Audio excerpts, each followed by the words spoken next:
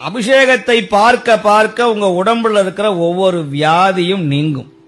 இது சத்தியம். இது யாருக்குமே தெரியாது. இதுதான் பெரிய எளிமையான பரிகாரம் ஐயா, மிக எளிமையான பரிகாரம் இது. உங்க உடம்புல எத்தனை வியாதி இருந்தாலும் ஒரு அபிஷேகத்தை பார்க்கணும். அந்த அபிஷேகத்துக்கு உங்களால் முடிந்த அந்த பங்கு இருக்கணும். அப்படி இருந்தா உங்க உடம்புல இருக்கிற வியாதி தன் போலவே குறையும். இன்னொன்னு இருக்கு, பரிகாரம் இருக்கு.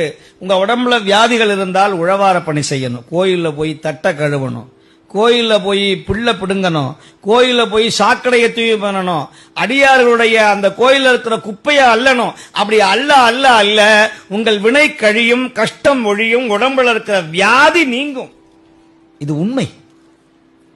அப்ப அதெல்லாம் முடியாதவங்க என்ன செய்யணும்னா, அதெல்லாம் முடியாதவர்கள் சுவாமியினுடைய அபிஷேகத்திற்கு உங்களால் முடிந்த, இப்ப எனக்கு ரொம்ப பெரிய வினைகள் அதிகமா இருக்குன்னு சொன்னா பாலபிஷேகம் செய்யணும், பால் வாங்கி தரணும், பால் வாங்கி தரணும், பால் அபிஷேகம் பார்க்கணும்.